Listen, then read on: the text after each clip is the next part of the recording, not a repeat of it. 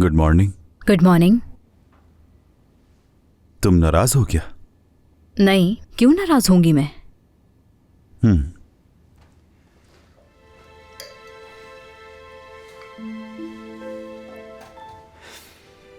मैं तुम्हें शुक्रिया कहना चाहता था।